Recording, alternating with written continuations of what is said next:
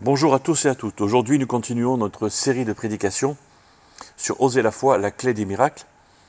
Et on va parler de générosité. Alors, si tu veux recevoir la bénédiction de Dieu sur ta vie, si tu veux la puissance de Dieu dans ta vie, tu dois construire ta vie sur trois choses. L'intégrité, l'humilité et la générosité. Ce sont trois grands antidotes aux trois grandes tentations que nous propose la vie en général. Alors, je n'aurai pas le temps de m'attarder sur les deux premières choses, c'est-à-dire intégrité et humilité. Mais vraiment, si tu construis ta vie sur l'intégrité, l'humilité et la générosité, tu vas par toi-même définir un peu comme une barrière aux trois plus grandes sources d'échecs de la vie. Aujourd'hui, nous parlons de générosité. Dans la Bible, je l'ai déjà dit, mais je le répète, parce que ça nous fait du bien, il y a environ 7000 promesses que Dieu nous laisse, un peu comme des chèques en blanc. Et ces promesses sont liées à des choses à faire, c'est-à-dire que Dieu te dit, si tu fais ça, alors je te promets ceci. Voilà, 7000 promesses. Et il y a beaucoup plus de promesses liées à la générosité dans la Bible que toute autre chose. Et quand je parle de générosité, je ne parle pas seulement que d'argent. Je parle d'être généreux avec notre temps, être généreux avec notre énergie, être généreux avec notre louange, être généreux avec notre talent, avec tous les domaines de notre vie. C'est devenir une personne désintéressée et du coup, dans la Bible, on trouve énormément de promesses liées à ce sujet. Pourquoi Dieu s'intéresse-t-il à notre générosité ? La réponse est parce que la générosité, c'est l'amour en marche, l'amour en action. Parce que tu peux donner sans aimer, mais tu ne peux pas aimer sans donner. Parce que l'amour offre, l'amour donne. Beaucoup de chrétiens connaissent le texte de Jean 3,16, car Dieu a tant aimé le monde qu'il a donné son Fils unique. C'est ça, la générosité, c'est simplement l'amour en action. Quand on regarde les principales notions dans la Bible, par exemple le verbe croire, alors ça dépend des versions bibliques bien entendu, mais si on s'amuse à les compter, on va par exemple le trouver 262 fois. 262 fois, le verbe croire. Un autre verbe, le verbe prier, qui est aussi important, est utilisé 370 fois. Le mot amour, le mot amour, 714 fois. C'est beaucoup. Et le verbe donner, combien de fois d'après vous ? 2152 fois. Pourquoi ? Parce que Dieu est un donateur professionnel. Tout ce que nous avons vient de Dieu. Si Dieu n'avait pas été généreux, nous n'aurions rien. D'ailleurs, notre propre vie, notre souffle de vie, le fait que l'on soit en vie et qui que l'on soit, d'où que l'on vienne, peu importe la façon dont on est venu au monde, d'où on est venu, peu importe, c'est parce que Dieu l'a voulu. Parce que Dieu est un Dieu généreux. Et après, il nous donne ce souffle de vie, même si le souffle de vie est un peu manquant, parce qu'on a un problème de santé, tu vois. Eh bien, c'est Dieu qui nous donne ça, même ça. Dieu nous donne l'air à respirer, le soleil, la pluie, un esprit. Même si on se croit intelligent ou si on se croit peu intelligent, ça fait rien, on a suffisamment. Tout ça est un don de Dieu. Et Dieu veut que nous apprenions à devenir comme lui. Donc aujourd'hui, je vais vous proposer 12 grandes promesses au sujet de la générosité. Ça va aller assez vite. La première promesse, c'est que la générosité honore Dieu. Parce que donner est un acte d'adoration. La générosité honore Dieu. C'est reconnaître que tout ce que nous avons est un don de Dieu. 2 Corinthiens 9 nous dit « Par ce service, vous allez démontrer la réalité de votre engagement Aussi ces chrétiens loueront-ils Dieu pour l'obéissance par laquelle s'exprime votre foi en la bonne nouvelle du Christ. Ils loueront aussi par geste et avec tous. Au Proverbe 4, opprimer le faible, c'est outrager son Créateur, c'est honorer d'être bon pour les malheureux. C'est l'honorer d'être bon pour les malheureux. Donc la générosité honore Dieu. Deuxièmement, la générosité m'attire plus près de Dieu. Pourquoi ? Pourquoi la générosité m'attire plus près de Dieu ? Parce que je m'investis dans le domaine qui m'intéresse. J'investis mon temps, j'investis mon argent, je dépense mon énergie dans ce qui m'intéresse, dans ce qui me plaît, voilà. Parce que c'est important pour moi. Quand j'investis en Dieu, c'est parce que Dieu m'intéresse, parce que Dieu me plaît, parce que j'aime Dieu, c'est ça. Et alors, ce qui va se passer, c'est que si j'investis en Dieu, Dieu va m'attirer plus près de lui, parce que Dieu n'est pas une chose ou un bien, Dieu est une personne vivante. Deutéronome chapitre 14. Vous mangerez devant l'Éternel votre Dieu, au lieu qu'il aura choisi pour y établir sa présence, la dîme de votre blé, du vin nouveau et de l'huile, ainsi que les premiers-nés de vos troupeaux de gros et petits bétail. Ainsi vous apprendrez à révérer l'Éternel votre Dieu tous les jours de votre vie. Le but de la dîme est de nous apprendre à placer Dieu toujours en premier dans notre vie. Quand on donne les 10 premiers pourcents de nos revenus, qu'est-ce qu'on dit à Dieu ? On dit à Dieu, écoute, Dieu, je veux m'investir en toi. Et regarde, voilà, je veux te servir en premier à toi.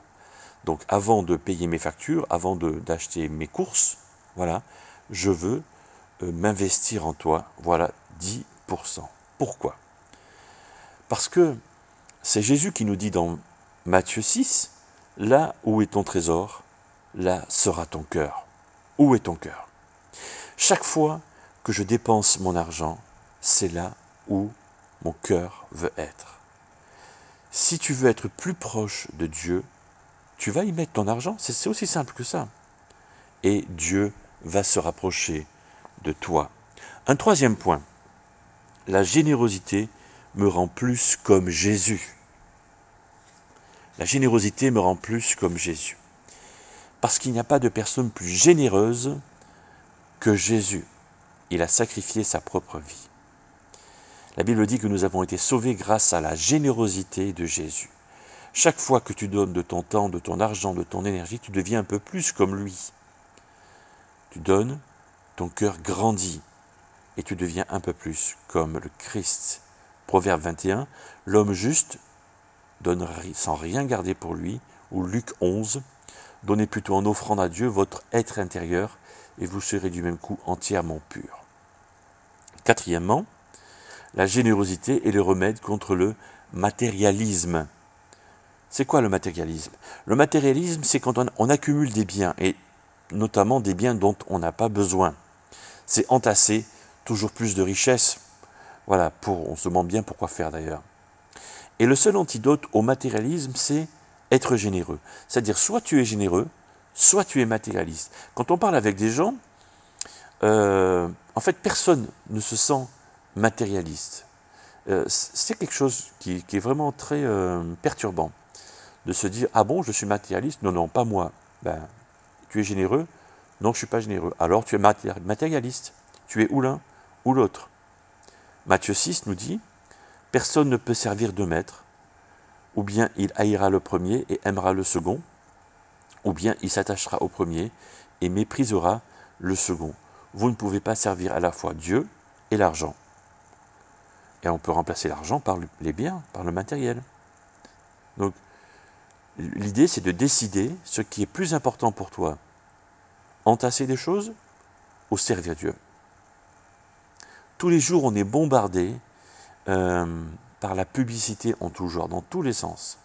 Et on doit apprendre à résister à ces tentations d'acheter des choses qui nous sont inutiles. 1 Timothée 6 recommande à ceux qui possèdent les richesses de ce monde de ne pas s'enorgueillir, Dis-leur de ne pas mettre leur espérance dans ces richesses si incertaines, mais en Dieu qui nous accorde tout avec abondance pour que nous en jouissions. Ok, on peut en profiter. Recommande-leur de faire le bien, d'être riche en actions bonnes, d'être généreux, voilà, on y est, partager avec autrui, voilà la générosité, qui s'amasse ainsi un bon et solide trésor pour l'avenir afin d'obtenir la vie véritable. Je vais m'attarder un peu là-dessus un peu plus tard, parce que je veux passer au 5e point maintenant. Ma générosité montre ma foi. Chaque fois que je donne quelque chose, ma générosité montre ma foi. Alors je ne parle pas de donner quelque chose que j'ai en double ou en triple. Je parle de donner quelque chose que j'ai de façon unique. Vous voyez ? Parce que qu'est-ce que je fais ? Si c'est quelque chose que j'ai en exemplaire unique, je suis en train de dire à Dieu, je ne sais pas Dieu si j'ai de quoi m'acheter cet exemplaire encore une fois. Donc je compte sur toi, donc je montre ma foi. 2 Corinthiens 9. Il lui rend en gloire aussi pour votre générosité dans le partage de vos biens avec eux et pour tous les autres. Philémon, je demande à Dieu que cette foi qui nous est commune continue à se montrer efficace en toi, qu'elle porte des fruits en t'inspirant des actes de générosité et qu'elle se communique à d'autres. Voilà pourquoi, pendant ces semaines que nous avons passées sur ce thème, j'ai essayé de construire notre foi, parce que être généreux, c'est aussi construire sa foi. L'avarice, elle, est causée par l'incrédulité. Quand je suis avare, je ne crois pas vraiment que Dieu va prendre soin de moi. Je ne crois pas que si je me sépare de cette chose-là, j'en aurai assez pour moi. C'est un sujet d'inquiétude, une anxiété, une peur, une incrédulité, c'est-à-dire que je ne crois pas. L'avarice est causée par l'incrédulité. Tu es généreux à cause de ta foi. Malachie 3, apportez donc réellement tout ce que vous devez dans mon temple pour qu'il y ait toujours de la nourriture en réserve. Vous pouvez me mettre à l'épreuve à ce sujet, moi le Seigneur de l'univers. Vous verrez bien que j'ouvrirai pour vous les vannes du ciel et que je vous comblerai de bienfaits. Dieu nous dit, tu peux me mettre au défi, tu peux me tester. D'ailleurs, c'est le seul endroit dans la Bible, à ce sujet, au sujet des finances, que Dieu nous autorise à le mettre au défi. Où il nous dit, ok, vas-y, teste-moi, tu peux me tester. Ma générosité montre ma foi. 6e point, ma générosité révèle mon caractère. C'est-à-dire qu'elle montre quel cœur je possède. Un cœur égoïste ou un cœur généreux ? Dieu utilise l'argent pour montrer, pour tester ce qui est à l'intérieur de nous, pour voir s'il peut nous faire confiance, pour voir si nous sommes fidèles dans ces petites choses. Et si on est fidèle, il va nous confier de plus grandes choses. On ignore, ou on a peut-être oublié, que les récompenses et les responsabilités que nous aurons dans le ciel vont se fonder sur la façon dont on gère notre argent aujourd'hui. Luc 11. Si vous n'aviez pas été fidèle dans votre façon d'utiliser les richesses trompeuses de ce monde, qui pourrait vous confier les vraies richesses ? Les vraies richesses, hein ? La réponse, c'est personne, et surtout pas Dieu. La responsabilité et les récompenses que nous aurons dans le ciel se fondent sur la façon dont nous gérons ce que Dieu nous confie aujourd'hui. Comment est-ce que tu fais ça ? Comment tu gères ce que Dieu te confie aujourd'hui ? 7e point. La générosité apporte la bénédiction de Dieu. Alors, il y a beaucoup de versets bibliques sur ce thème-là, que la générosité apporte la bénédiction de Dieu. Et si tu veux recevoir cette bénédiction, tu dois apprendre à être généreux. C'est aussi simple que ça. Tu dois apprendre à être ouvert avec ce que Dieu t'a donné, à aider d'autres personnes avec ce que tu possèdes, à offrir de ton temps, de ton talent, et Dieu va te bénir avec ça. L'homme qui regarde autrui avec bonté sera béni parce qu'il a partagé son pain avec le pauvre. Deutéronome, chapitre 15, À cause de cette générosité, le Seigneur votre Dieu vous bénira dans tout ce que vous entreprendrez. Et 2 Corinthiens 9, il faut donc que chacun donne comme il a décidé, non pas à regret ou par obligation, car Dieu aime celui qui donne avec joie, et Dieu a le pouvoir de vous combler de toutes sortes de biens, afin que vous ayez toujours tout le nécessaire et en plus de quoi contribuer à toute œuvre bonne. Huitièmement, la générosité augmente mon bonheur. Ah bon? Ben oui, tout le monde le sait ça. Il y a plus de bonheur à donner qu'à recevoir. Moi je me souviens quand j'étais enfant à Noël, au pied du sapin, je trépignais d'impatience pour ouvrir mes cadeaux, mais mon cadeau à moi, tu vois, et je voulais à tout prix savoir, voilà, et jouer avec ce jeu, etc. Enfin bref, voilà. Mais aujourd'hui, 50 ans plus tard, ma grande joie, c'est plutôt que les autres ouvrent les cadeaux que je leur ai emballés, tu vois. Pourquoi ? Et peu importe le cadeau que moi je vais avoir, et peu importe même si j'ai un cadeau, ça m'est égal. Ma grande joie, c'est de voir les autres ouvrir les cadeaux que j'ai pu leur faire. Pourquoi ? Qu'est-ce qui a changé en 50 ans chez moi ? Ce qui a changé, c'est que j'ai cessé un peu, tout du moins, d'être égocentrique. J'ai grandi, ça s'appelle la maturité. Hélas, il y a des personnes qui ne changent pas et qui passent à côté de cette joie, de ce bonheur d'être généreux. Neuvièmement, la générosité élargit mon influence. De quoi je parle ici ?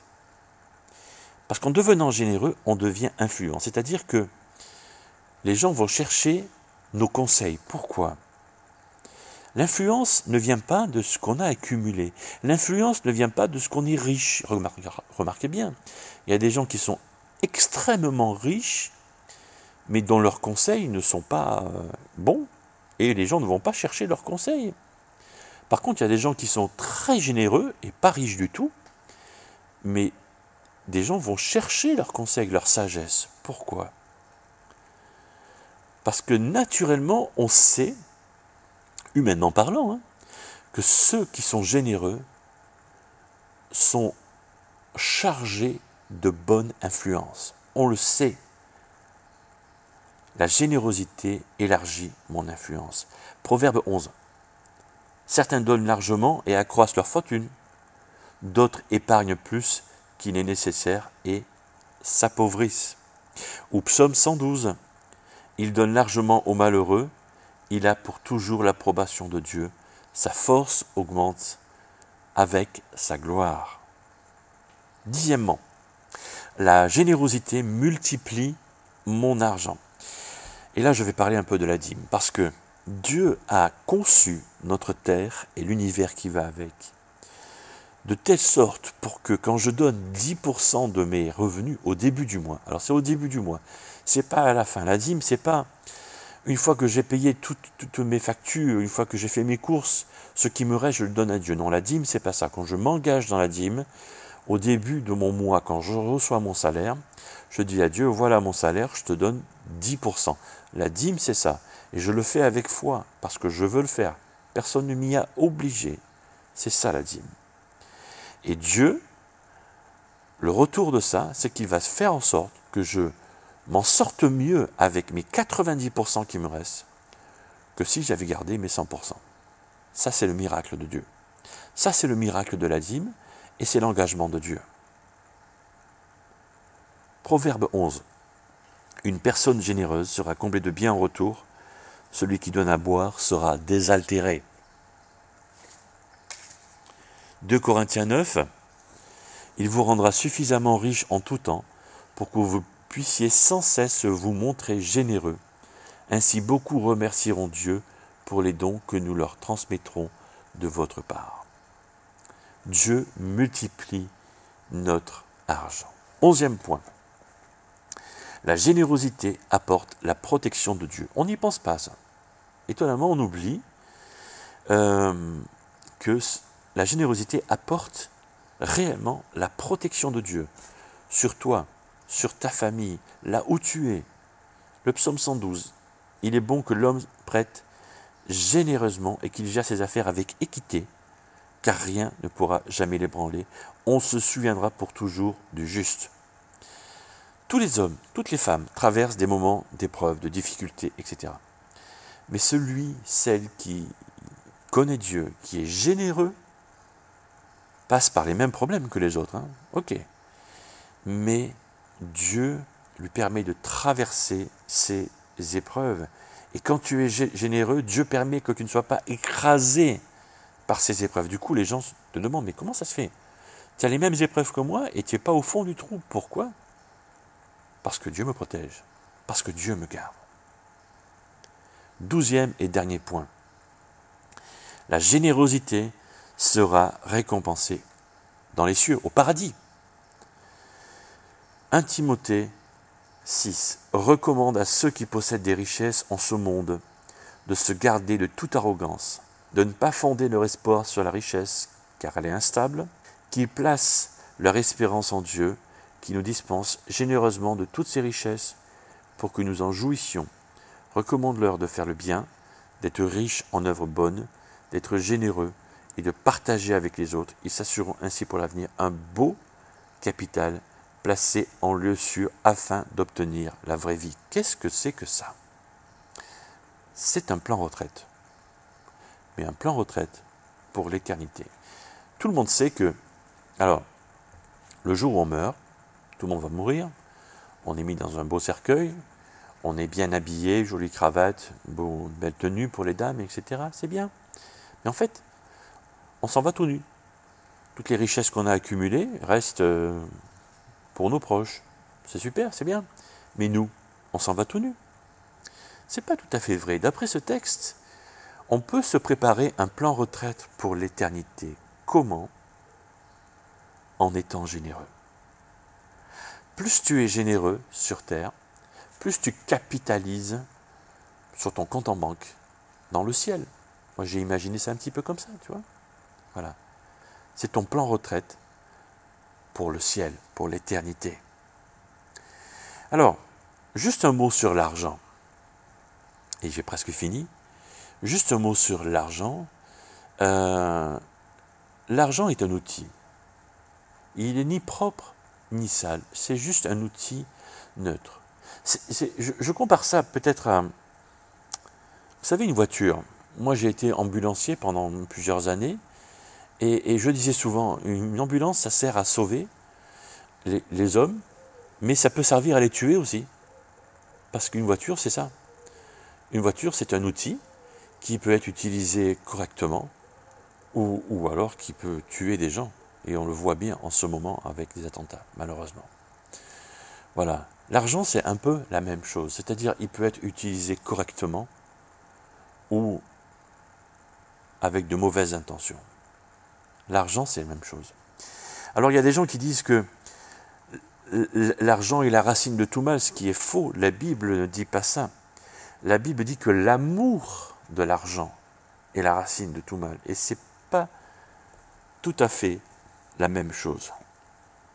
Si tu utilises l'argent, tu vas aimer les gens. Par contre, si tu commences à aimer l'argent, tu vas utiliser les gens. Je répète ça. Si tu utilises l'argent, tu aimes les gens. Mais si tu commences à aimer l'argent, tu vas utiliser les gens. Je vais terminer maintenant ce temps de prédication par un moment de prière. Seigneur, merci parce que tu permets qu'on apprenne un peu plus de toi. Tu veux nous transformer, tu veux nous changer. Et merci pour cette générosité qui est comme un rempart que tu permets que l'on dresse autour de nous pour ne pas être tenté contre des choses nocives. Et le matérialisme, entre autres. Et merci pour les biens que tu nous permets d'avoir. Merci pour l'argent, les revenus que tu nous permets d'avoir, ou les biens matériels que tu nous permets d'avoir. Apprends-nous, Seigneur, à partager ça avec ceux et celles qui n'ont pas. Et vraiment que nous puissions être des bons gérants de ce que tu nous permets d'avoir. Si ce n'est pas le cas, Seigneur, vraiment que peut-être que l'un ou l'autre se rend compte qu'en ce moment, il n'est pas un bon gérant. Et il souhaite apprendre Voilà, Seigneur, apprends-nous à devenir des bons gérants de ces grâces, de ces cadeaux que tu nous permets d'avoir. Et que nous puissions faire le bien autour de nous, être généreux, devenir d'aussi bons donateurs que ce que toi et ton Fils Jésus-Christ l'avaient été, le sont en ce moment. Et que Seigneur, que tout cela soit pour ta seule et unique gloire. En Jésus-Christ. Amen.